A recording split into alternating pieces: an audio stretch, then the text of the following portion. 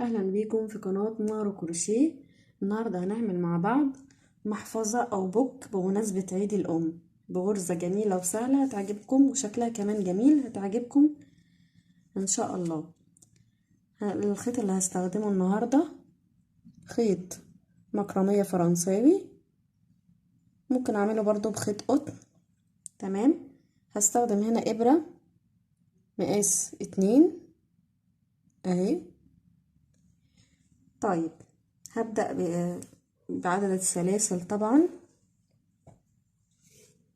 وهسيب مسافة زي ما احنا متعودين علشان في التنظيف بتاع الخيوط اجي ادخل الخيط ده هلضمه في ابرة التنظيف واخيطه جوه الشغل فما يبانش، وهو ده التنظيف. وفي فيديو لتنظيف الخيوط في شغل الكروشيه على القناة موجود. ادي المسافة دي كويسة ان انا ادخل فيها الابرة واخيط الخيط ده جوه الشغل، لان ما ينفعش اقص لان هيفك الشغل بتاعي كله. تمام، والف الخيط بالشكل ده كده اهو اهو، وادخل الابرة والف الابرة على الخيط بالشكل ده واطلع اهو من الدايرة اللي على الابرة بالشكل ده. دي طبعا مش داخلة في العدد معايا.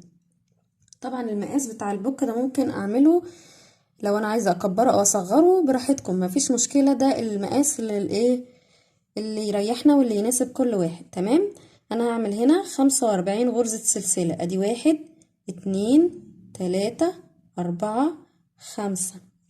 ادي اهي غرزة السلسلة تبقى زي الضفيرة بالشكل ده. تمام، بلف الابرة حوالين الخيط واطلع من الدايرة اللي موجودة على الابرة. تمام اهي تاني اهي، لف الابرة على الخيط واسحب واطلع من الدايرة اللي على الابرة. تمام، هكمل 45 غرزة سلسلة ونرجع تاني هنشوف هنعمل ايه. خلصت هنا ال45 غرزة سلسلة بالشكل ده، وزي ما احنا قلنا المقاس اختياري، ممكن حد يحب اكبر او اصغر، دي براحتكم مفيش فيها اي مشكلة. تمام، هاجي هنا الف الابرة حوالين الخيط بالشكل ده وادخل في السلسلة رقم 4 عشان اعمل فوق كل غرزة سلسلة غرزة عمود بلفة. تمام، ادي لفيت الخيط على الابرة وادي 1 2 3 ادخل في السلسلة رقم 4 بالشكل ده، والف الخيط الف الابرة حوالين الخيط كده. عندي 3 حلقات على الابرة، هلف الابرة على الخيط واطلع من حلقتين وتفضل حلقتين، الف الخيط الابرة على الخيط بالشكل ده واطلع من الحلقتين بقى حلقة واحدة، وكده دي غرزة عمود بلفة. تمام، فوق كل غرزة عمود، فوق كل غرزة سلسلة اسفة، فوق كل غرزة سلسلة هعمل غرزة عمود بلفة بالشكل ده. تمام اهو، هدخل في السلسلة اللي وراها على طول وهعمل غرزة عمود. تمام بالشكل ده، ما فوتش ولا غرزة، والاحظ واخلي بالي ان انا ما افوتش ولا غرزة الا لما اعمل فيها غرزة عمود، وما افوتش ولا غرزة الا لما اشتغل فيها. تمام، يعني خلي بالي من النقطة دي، ان ما اسيبش ولا غرزة، وان ما اعملش في السلسلة الواحدة مثلا عمودين كده، ايه يبقى الشكل عندي هيطلع مش مظبوط. تمام، يبقى فوق كل غرزة سلسلة غرزة عمود بلف بالشكل ده اهو. انا عندي 3 حلقات، بقيوا 2 بقيوا واحدة، وهكذا. وبرضو شرحنا بالتفصيل غرزة العمود بلفة على القناة بالشكل ده. هكمل لنهاية السطر ونشوف في النهاية هنيجي نعمل ايه اهو بالشكل ده اهو شكل العمود. هنخلص اخر السطر كده قبل الاخر ونشوف هنيجي نعمل ايه. خلصنا السطر اهو بالشكل ده، جوه كل غرزة سلسلة غرزة عمود بلفة. طيب هنا الدور على اخر غرزة سلسلة اهي، هنعمل فيها ايه بقى؟ احنا عاملين في كل غرزة سلسلة غرزة عمود بلف، لكن في اخر غرزة اللي هي الكورنر هعمل فيها 3 عمدان بلف. ادي اول عمود، التاني، التالت، عشان يلف معايا واكون شكل المحفظة او البوك بتاعي. تمام، يديني ايه اللفة دي كده. تمام، يبقى دي اخر ايه، اخر غرزة. طيب الناحية التانية بقى، احنا اول غرزة هنا اللي هي اللي كانت الاخر لما عدلنا الشغل بقت الاول، هدخل هسيب اول غرزة دي، خلاص اشتغلنا فيها التلاتة. هدخل في اللي بعدها على طول واعمل غرزة عمود عادي فوق كل غرزة سلسلة، غرزة عمود بلفة زي ما انا ماشية عادي، بس احنا زودنا في الايه في الكورنر دي عشان تديني اللفة والوسع بتاع المحفظة. تمام. يبقى في الكورنر هعمل 3 عمدان، والباقي همشي عادي زي ما انا كنت ماشية عمود بالشكل ده. تمام.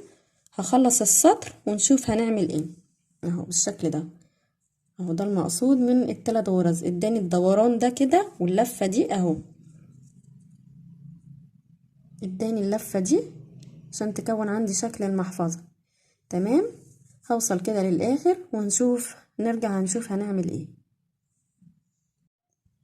اهو وصلنا لاخر اخر غرزة، هنشوف هنشتغل فيها ايه. زي طبعا ما عملنا في الطرف الاولاني واشتغلنا فيه 3 عمدان، هنعمل برضو في نفس الزاوية او الكورنر هنعمل فيها 3 عمدان في الغرزة دي اللي هي الاخيرة اهو. هندخل كده ونعمل فيها 3 عمدان، ادي 1 2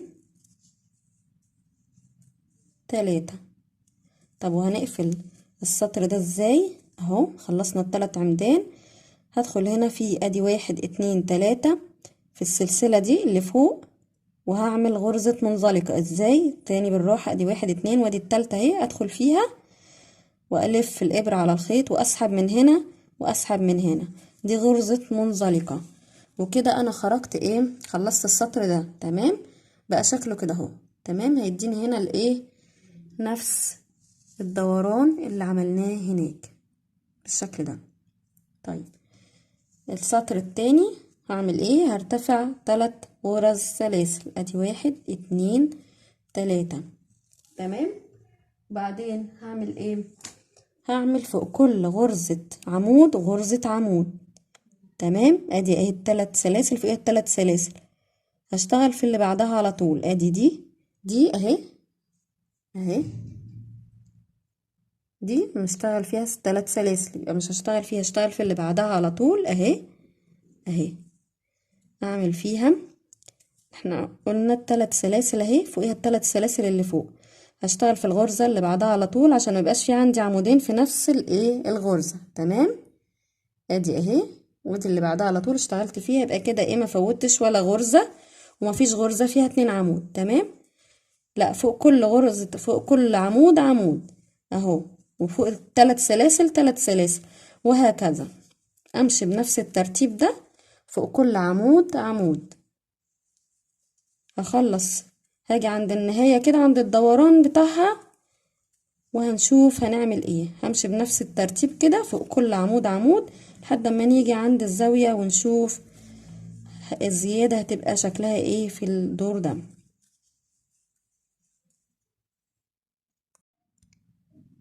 الدور كده في الشغل على التلات غرز عمود اهي اللي في الزاوية بتاعة الشغل، ادي 1 2 3 اهي 3 عمدان.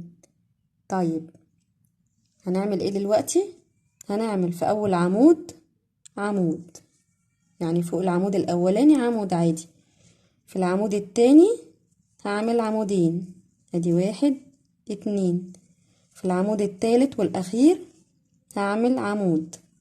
يبقى في الزيادة بتاعة السطر الاولاني احنا عملنا 3 عمدان في الكورنر هنا وهنا. تمام.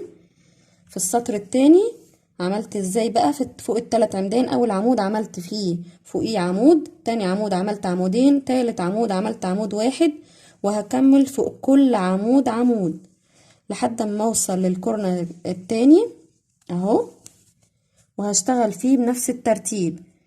فوق ال3 عمدان هعمل اول عمود عمود، تاني عمود عمودين، تالت عمود عمود. تمام. هخلص السطر ده وهنيجي نقفله مع بعض وهنشوف هنرتفع ازاي عشان نكون الغرزة بتاعتنا.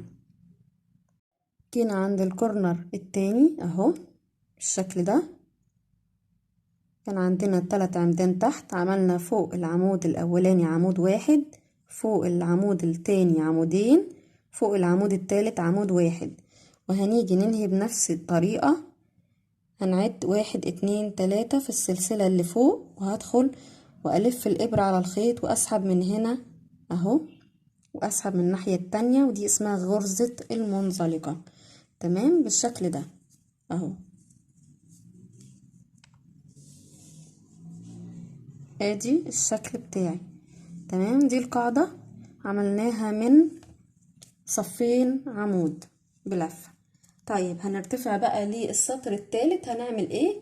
ادي اهو 1 2 3، وهنسيب اول غرزة، دي المفروض اللي عليها الدور اللي هنشتغل فيها العمود، لا هنسيبها، نلف الابرة على الخيط وهنسيب اول غرزة، وهندخل في التانية وهنعمل غرزة عمود بلفة، وهكذا اللي بعدها على طول هعمل غرزة عمود بلفة، والتالتة هعمل غرزة عمود بلفة. تمام، يبقى سبت اول غرزة عمود، ما عملتش فوقيها عمود، لا عملت في التلاتة اللي بعدها فوق كل غرزة عمود غرزة عمود. تمام، وبعد كده هلف الخيط على الابرة واجي لغرزة العمود اللي انا ما اشتغلتش فوقيها حاجة، وهعمل غرزة عمود بالشكل ده اهو. تيجي كده زي علامة اكس اهو، هتديني شكل جمالي في الاخر، هيوضح اكتر. تاني هنقول تاني، يبقى دي الغرزة دي اهي فيها شغل مش هشتغل فيها، وهسيب اللي بعدها. تمام، عشان هرجع لها تاني في الغرزة، يبقى دي فيها شغل مش هشتغل فيها، ودي هسيبها وهشتغل في الغرزة التانية، هعمل غرزة عمود، ادي عمود، في الغرزة اللي بعدها عمود، وفي الغرزة اللي بعدها عمود، يبقى كده عندي 3 عمدان ورا بعض فوق كل عمود عمود. وهنا الفراغ ده ما اشتغلتش فيه، هلف الابرة على الخيط واجي الاول غرزة سبتها، اول غرزة عمود سبتها، والف الابرة على الخيط بالشكل ده، عندي حلقتين، وهدخل في الغرزة دي اللي هي فوق العمود، هدخل فيها كده اهو بالشكل ده، واسحب الف الابرة على الخيط اهو اللي ورا ال3 عمدان. بقى عندي كام حلقة من قدام كده؟ عندي تكون 3 حلقات، الف الابرة على الخيط واعمل عمود عادي، 3 حلقات بقيوا 2، الاتنين بقيوا حلقة واحدة اهي بالشكل ده. تاني هعمل نفس الايه، كرر نفس الشغل، دي قلنا فيها الشغل يبقى مش هنشتغل فيها، ونخلي بالنا عشان ما يبقاش فيه لخبطة ويبقى الشغل غلط. دي فيها شغل اهي، الشغل ايه مسدود الناحية دي اهي، دي مش هشتغل فيها. واللي بعدها دي هرجع لها تاني زي ما احنا عارفين شكل الغرزة اللي احنا بنكونه، يبقى دي فيها الشغل مش هشتغل فيها، ودي هنرجع لها تاني، يبقى هشتغل في العمود ده، هعمل عمود، والعمود اللي بعديه هعمل فوقيه عمود، والعمود التالت هعمل فوقيه عمود، كده عندي 3 عمدان ورا بعض. بعد كده الف الابرة على الخيط واجي في اول عمود انا سبته، وادخل الابرة كده اهو، واسحب اهو بالابرة الخيط بتاعي من ورا كده، واشد لقدام، بقى عندي 3 حلقات، هلف الابرة على الخيط، ال3 بقيوا 2، بقيوا حلقة واحدة اهو اهو بالشكل ده كده.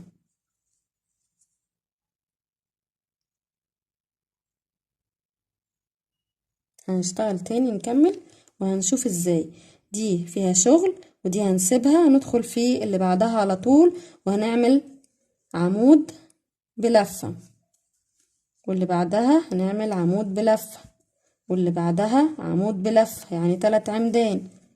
بعد كده هلف الإبرة على الخيط وأدخل في أول غرزة وأسحب كده بالإبرة أهو، الخيط بقى قدامي، عندي 3 حلقات. وبعد كده ألف الإبرة على الخيط، ال3 بقيوا حلقتين، وألف الإبرة على الخيط، الحلقتين بقيوا حلقة واحدة أهي بالشكل ده.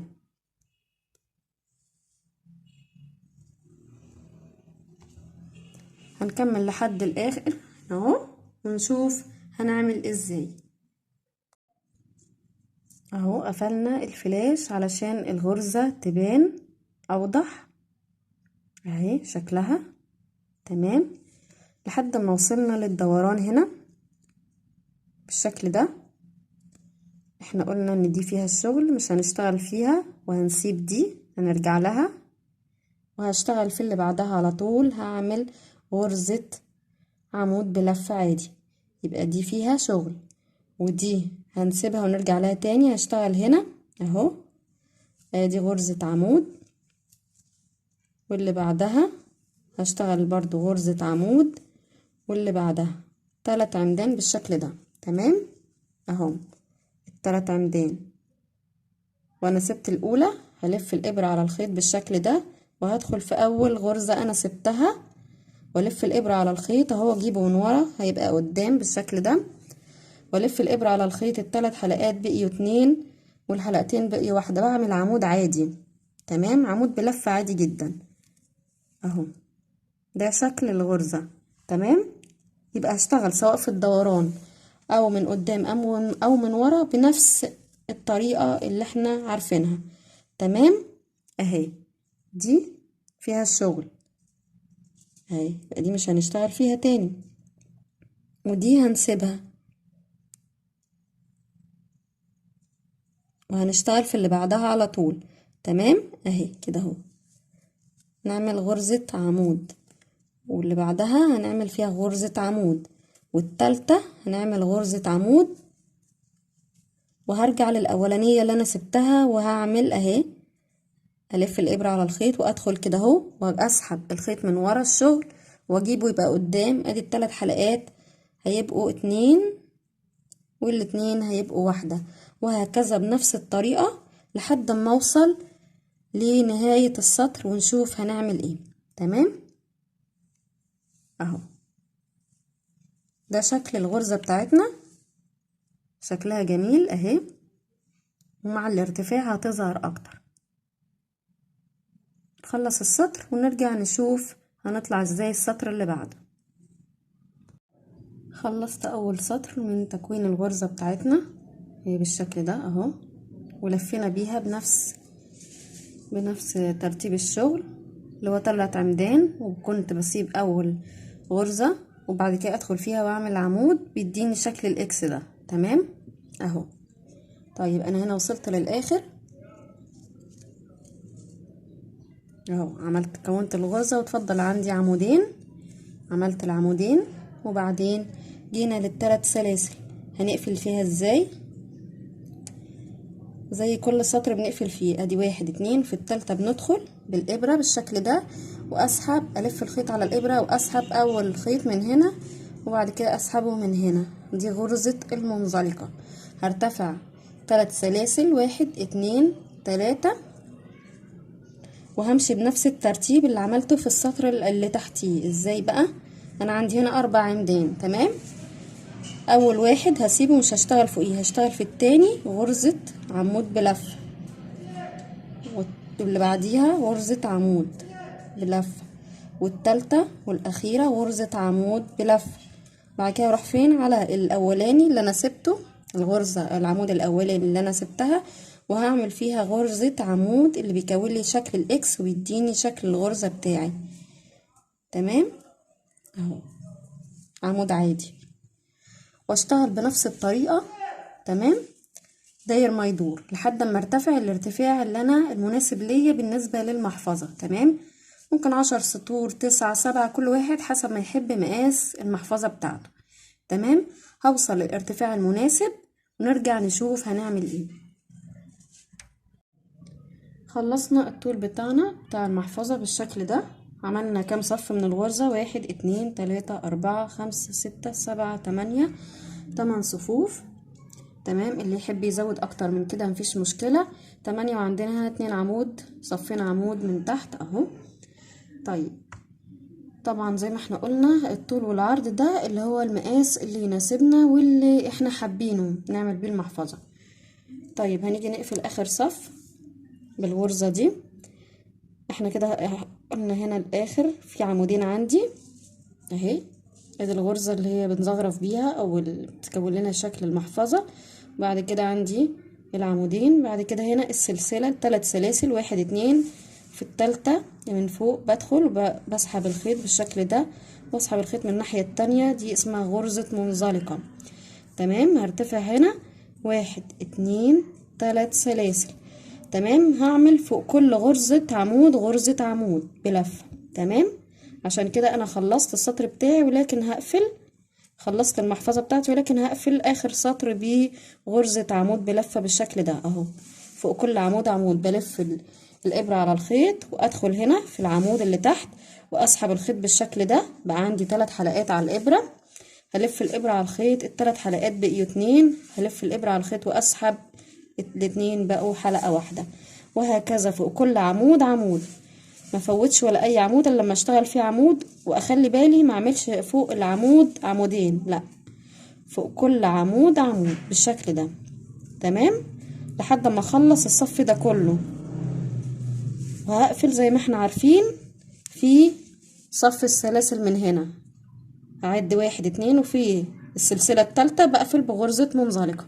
هخلص الصف ده وارجع لكم تاني. خلصنا السطر بتاعنا بالشكل ده، غرزة عمود بلفة اهو. هنقفل السطر بس، هنعد هنا 1 2 في السلسلة التالتة من فوق، بدخل بلف الابرة على الخيط واطلع من اول ناحية ومن الناحية التانية كده، دي غرزة منزلقة، واقفل بسلسلة. بعد كده اشد الخيط كده شوية، حاجة مناسبة اني انضفها بابرة التنظيف. ابرة التنظيف اهي، قلناها قبل كده، اتكلمنا عنها قبل كده وعملنا فيديو عن التنظيف. بتكون زي ابرة الاتامين كده اهي، ملهاش سن، هي ابرة اتامين، وبيكون ليها هنا فتحة كبيرة علشان نحط فيها الخيوط بتاعتنا بأي سماكة اهو. ممكن باللضامة، بس اللضامة ممكن تتكسر لو في خيط سميك. انا بستخدم هنا زي ما وريتها لكم قبل كده برضو في فيديو، اللي هو خيط السنارة اهو، دي شكلها. تمام. بدخلها في الابرة كده اهي بالشكل ده. بعد كده احط الخيط بتاعي اهو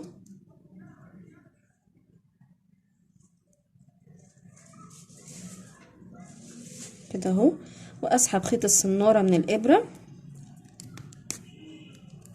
اهو، وابدأ اعمل التنظيف بتاعي. تمام كده دخلت، ابدأ اخيط واعمل التنظيف كده بغرزة تثبيت من جوه طبعا عشان ما تبانش، واعمل التنظيف بتاعي زي ما عملنا قبل كده في الفيديو بتاعنا. طيب تمام.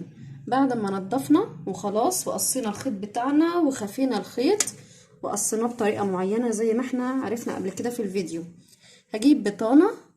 البطانة ده بيبقى قماش كده، ممكن اجيبه من عند بتاع الخيوط، تكون بطانة للشنط اهي، ده شكلها. تمام.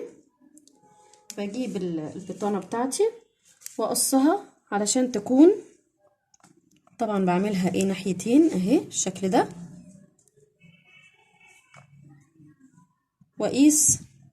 واقيس الطول والعرض بتاع البطانة يكون مناسب للطول والعرض بتاع المحفظة بتاعتي. تمام.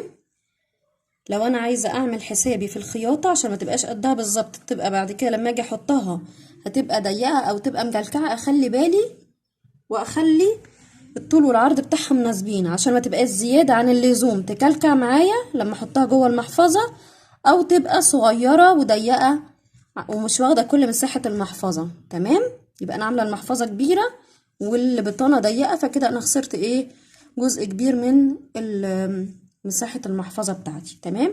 فاختار الطول والعرض المناسبين للمحفظة بتاعتي اهو بالشكل ده، وابدا اخيط من الجنبين. احنا قلنا اهي، احنا قافلينها هنا من الناحيه دي من تحت مقفوله، فيبقى هخيط من هنا وهخيط من هنا بعد ما اقص الطول والعرض المناسبين بتوعي. تمام. انا شايفاها هي كده كويسه. تمام اهي كده كويسه. ممكن لو شلت حاجه من العرض، حاجه بسيطه سنتي او حاجه، مفيش مشكله. تمام. وقلنا هنا من تحت مقفوله كده كده لانها متنيه، فهبدا اخيط من الجنب ده واخيط من الجنب التاني باي خيط عندي قطن، اللي هو خيط الخياطه العادي، ابيض اسود اي لون. تمام. هنخيطها مع بعض ونشوف هيبقى شكلها ايه. ده الخيط اللي هنستخدمه علشان نخيط البطانه بتاعتنا ممكن استخدم اي لون عندي، اللي حابب بلون بيج، اسود، ابيض، اي لون متوفر عندي. اهو ضمنا الابرة بتاعتنا بالشكل ده اهو. بعد كده نعمل العقدة في نهاية الخيط اهو بالشكل ده، علشان لما نيجي نخيط ما يفكش مننا.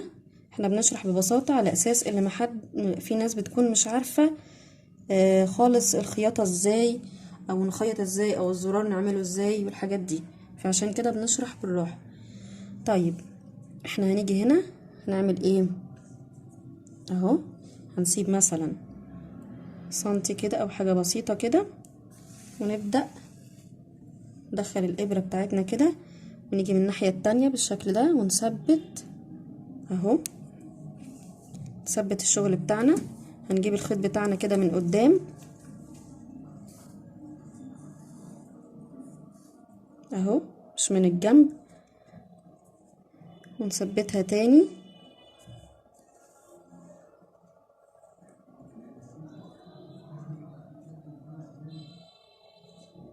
اهي بالشكل ده.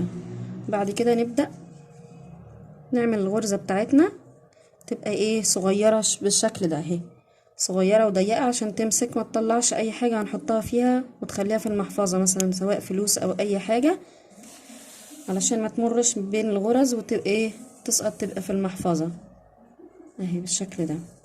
ممكن اروح واجي عليها كذا مرة على اساس ما يبقاش في اي غرز عندي واسعة او كبيرة تمرر اي حاجة من البطانة من البطانة للبوك بتاعي او للمحفظة بالشكل ده. حاول اعمل غرز ضيقة على قد ما اقدر. تمام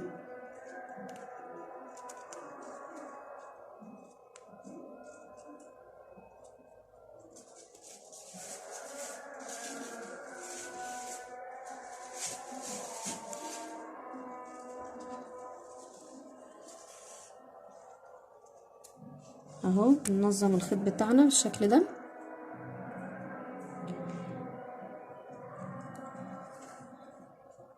كده.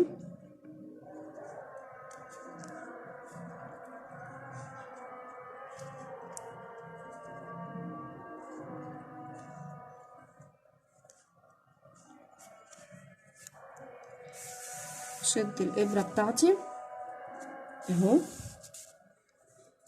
وافرد الخيط،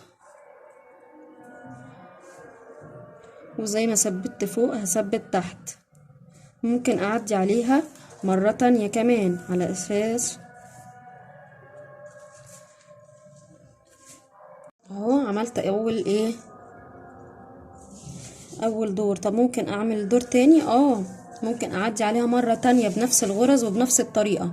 ثبت من تحت الاول اهو، فردت الخيط بتاعي. ممكن اهو اعمل دور تاني فوقيها عشان اثبت الخياطة بتاعتي. تمام، وتبقى جامدة ماسكة، لانها معمولة مرتين. تمام بالشكل ده، بنفس الطريقة اللي عملتها في المرة الاولانية. تمام، ونفس اللي هنفذه في الناحية دي اهو، هنفذه برضو في الناحية التانية. خيطه بنفس الطريقة. عملت هنا مرة يبقى هناك برضو مرة، عملت هنا مرتين اعمل مرتين بالشكل ده. تمام، احاول اضيق الغرز بتاعتي.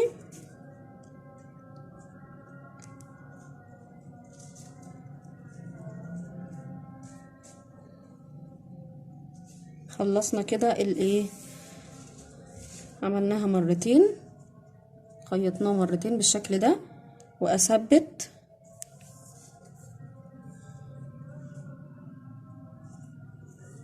اهو.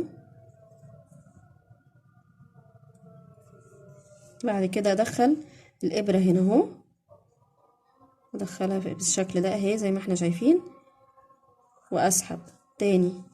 هنعمل كده اهو اهي، دايرة عادية اهي، دايرة عادية. ادخل الابرة في النص الدايرة واسحب الابرة بتاعتي، وكده يبقى انا ثبت الشغل بتاعي واقطع واخيط الناحية التانية بنفس الطريقة. تمام، هنخيطها ونحطها فين؟ في المحفظة بتاعتنا. نرجع نشوف عملنا ايه. بعد ما خيطنا البطانة بتاعتنا من الجنبين، تمام، وعرفنا المقاس بتاعنا بتاع المحفظة المظبوط وظبطناه مع البطانة، هنجيب دلوقتي السوستة هنعملها الاول، هنخيطها قبل البطانة. تمام، عشان اطراف السوستة نخفيها تحت البطانة. طيب دلوقتي في عندي نوعين سوست، في اللي هي سوست الهدوم اللي بتبقى جاهزة، وفي السوست اللي هي بتبقى بالمتر زي كده اهي بالمتر، وبيتباع معاها جرار زي كده. تمام، اللي هو اللي بنشد بيه السوستة ونقفل ونفتح، هو ده الجرار. ماشي، وفي اللي هي السوست العادية بتاعة الفستان او كده، بجيب الايه الطول المناسب، بقيس دي بالمسطرة او المازورة المتوفر عندي، وبروح اجيب سوستة عادية اللي هي الايه بتاعة الهدوم، اقول له عايزة مقاس كذا واجيب. لو انا عاملة مثلا جبت سوستة هدوم وطلعت، او عندي سوستة هدوم وطلعت كبيرة عن المحفظة، او جبت سوستة بالمتر زي كده وطلعت كبيرة، هقص الجزء بتاعي اللي انا محتاجاه.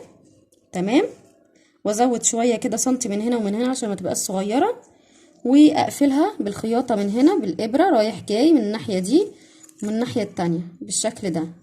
تمام، علشان الجرار بتاعي ما يفلتش من ناحيتين، من هنا او من هنا ما يطلعش.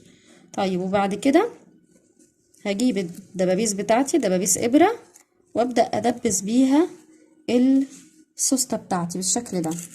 تمام اهو، هاجي هنا وادبس السوستة في شغل الكروشيه بتاعي اهو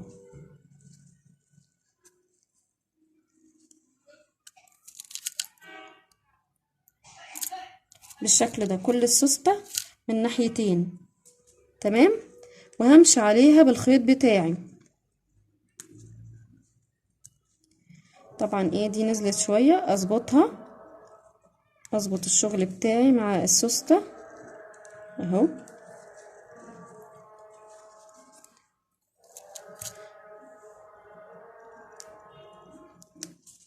بعد ما ادبسها كلها بالشكل ده، هروح ايه امشي عليها بغرز صغيرة زي ما احنا عرفنا ازاي الطريقة بتاعتها. خيط الكروشيه مع السوستة اهو، ادي الناحية دي، الناحية التانية اهو، اجيبها كده اهو،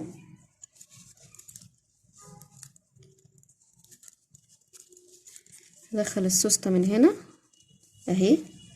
لو عايزة اظبطها اكتر بجيب دبوس واعمله هنا كده اهو، ثبته كده في نهاية السوستة من هنا من الجنب ده اهو كده اهو، عشان ندي مساحة ان انا هخيط هنا كمان السوستة دي، خيط النهاية بتاعتها هنا اهو. تمام، وبعدين ادي اهي من الناحية دي كده عشان اعرف ادبسها من الناحية التانية، ان انا افتح السوستة وادخل ايدي واظبط السوستة مع الكروشيه بالشكل كده وادبس. تمام، وهمشي برضو بنفس الناحية التانية كده زي ما عملت الناحية التانية، هعمل هنا برضو اهو، اظبطها كده اهو وابدأ ادبس. بعدين هخيطه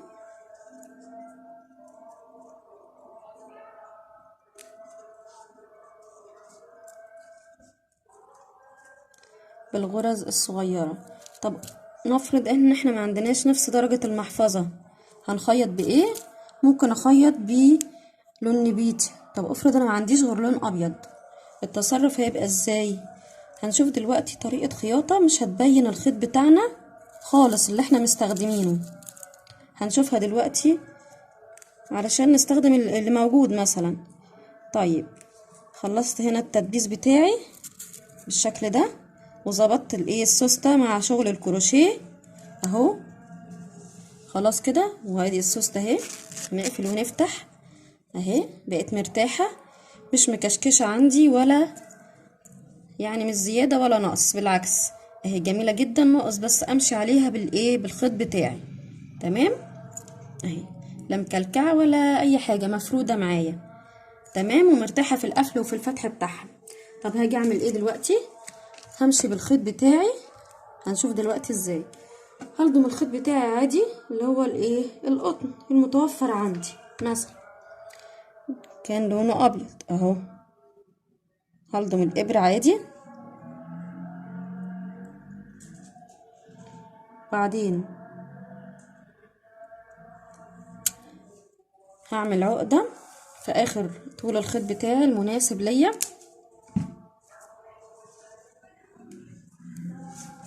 هعمل عقده علشان الابره ما تطلعش وتثبيت الخيط والغرز ما تفكش اهو بالشكل ده. زي ما احنا قلنا احنا بنشرح ببساطة علشان في ناس بتكون مش عارفة ازاي اعمل اخيط حاجة على ايدي خالص. تمام اهو عملتها كذا عقدة عشان ما تطلعش من وسط الخيوط بتاعة الكروشيه الشغل بتاعي. هفتح السوستة بالراحة واخلي بالي عشان الدبابيس. تمام هاجي هنا وهبدأ الاول اخيط من جوه اهو، خلينا في الناحية دي عشان هتكون ايه اوضح لينا. من جوه واسحب كده اهو عشان تبقى العقدة بتاعة الخيط من جوه عندي، شايفين اهي. وابدأ كده اهو، بصوا انا كده يبقى عندي شايفة الايه البره الغرز شكلها ايه. فهخلي بالي اهو، بصوا مثلا في وسط العمود اهو، دي طالعة من نص العمود، الخيط طالع من نص العمود، ممكن ادخل فين بين العمود على اساس الخيط ما يبانش قوي عندي فين من بره اهو. هي دي الغرز الصغيره، بصوا مش باينه خالص كانها السوسته هي اللي باينه. ابدا افك دبوس دبوس كده يعني علشان بس ايه اعرف احرك ايدي، لكن بقيه الدبابيس موجوده، لكن باجي اخيط ناحيته بشيله عشان ايه ما يبص عندي وتبقى طالعه ونازله السوسته اهي. تمام هخيط ايه مش تحت لا، ده انا هخيط ايه على الطرف كده اهو. تمام اهو مش باين خالص ان انا خيطت. هاجي هنا اهو بالشكل ده على الطرف كده عشان اثبت السوسته مع شغل الكروشيه بتاعي، والغرزه اهي ضيقه على اساس لما اجي اشد الخيط بصوا مش باينه ان انا خيطت حاجه ولا باين اي لون، مع ان احنا مخيطين بابيض اهو. على الطرف ماشيه مع الدبوس اهو، بصوا مع الطرف، وبعدين اشد اهو مش هيبان اي حاجه انا خيطتها اهو.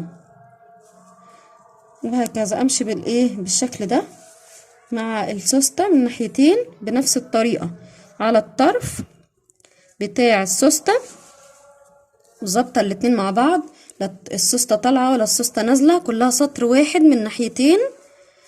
واي دبوس باجي عنده بشيله وايه واظبط كده واخيط. تمام على اساس ايه ما يشكنيش وانا بشتغل. تمام وهعمل كده ايه الغرزه الصغيره بتاعتنا اللي احنا عارفينها بالشكل ده اهو، واسحب كده بصوا ملهاش اثر.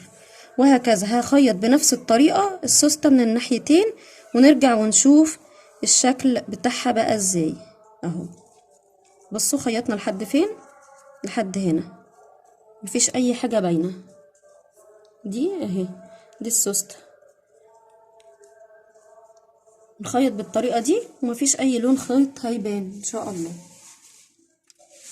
خيطنا السوسته من الناحيتين بالشكل اللي احنا قلنا عليه اهو، ادي وهي مقفوله اهي، وادي من ناحيتين الشغل بتاعنا اهو، مش باين الخيط اللي احنا مش باين من ناحيتين اهو. خيطنا بالشكل ده، ممكن اشتغل اخيط جنب واحد،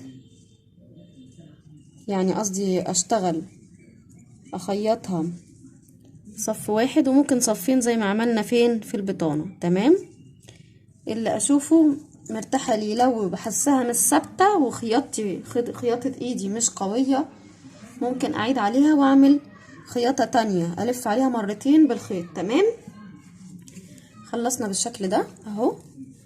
فاحنا مش عايزين طبعا الخيوط ولا اي حاجة تبان من الشغل بتاعنا ده، فعشان كده هنعمل البطانة اهي، وهنخيط. هنحط البطانة بتاعتنا بالشكل ده اهي، والجناب بتاعتنا الخياطة هتبقى من ايه، من بره. نحشيها كده اهو، نظبط الشغل بتاعنا،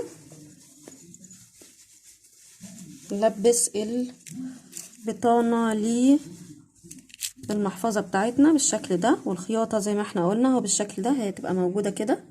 تمام، ندخلها كده اهو.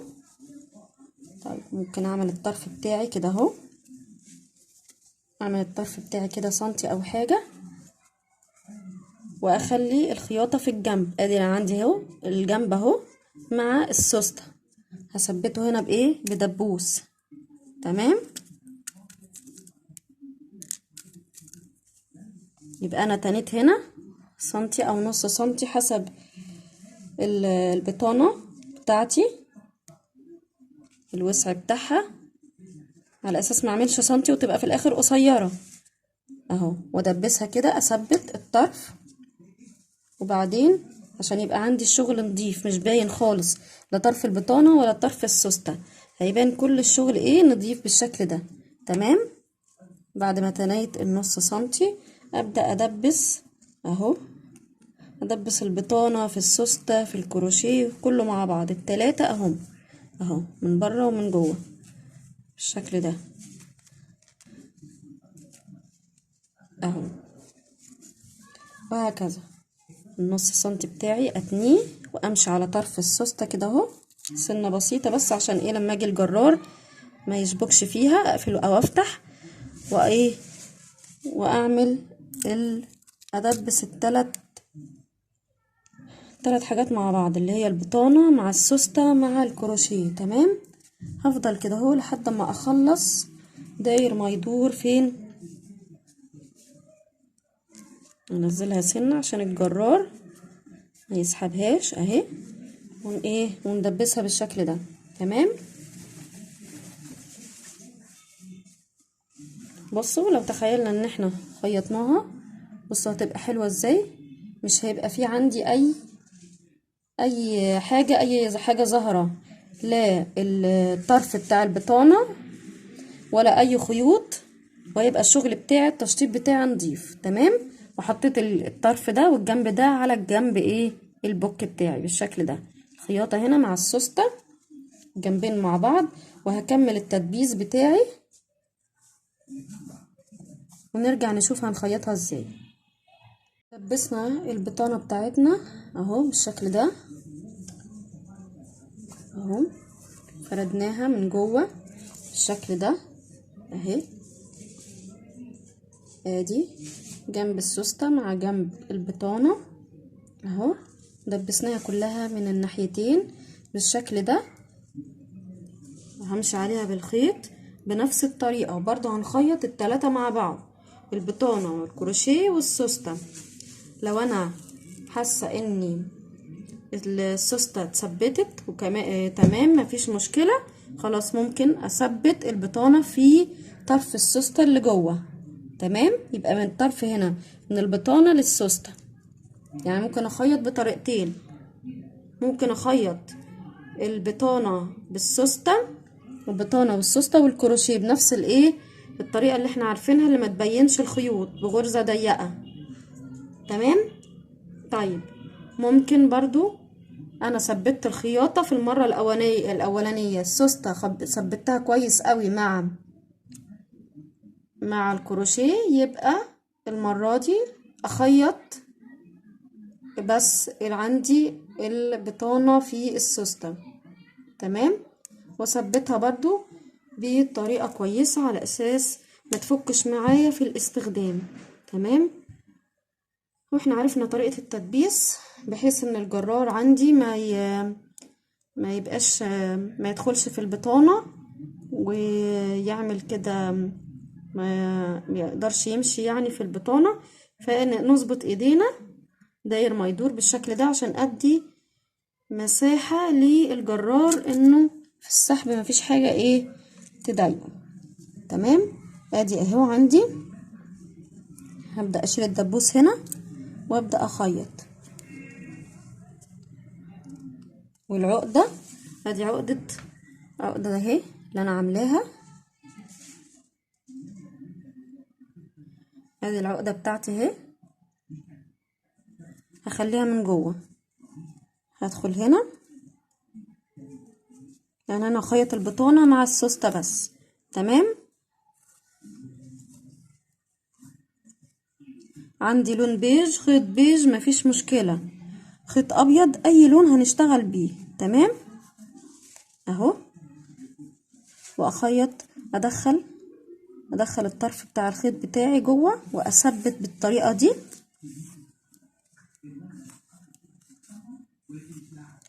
اهو كده اهو. اظبط الخيط بتاعي بالشكل ده. بعد ما ثبت ادخل الطرف ده اهو عشان ما يبانش، او اقصه بمقص. وبعدين ابدأ ايه، خلاص اهو هبدأ اخيط فين البطانة مع السوستة، لان انا ايه مثبتة بالشكل ده اهو، مثبتة عندي كده اهو، مثبتة السوستة في الكروشيه كويس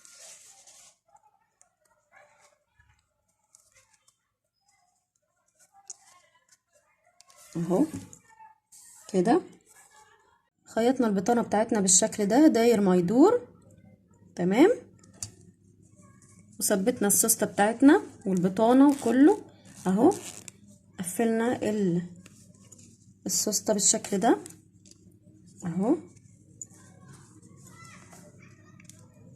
ادي شكل السوستة بتاعتنا اهي. قفلنا الفلاش عشان الغرزة شكلها يبان معانا. وادي السوستة عندي اهي، مش مكشكشة ولا اي حاجة، مفرودة. معنى كده ان الشغل عندي مظبوط.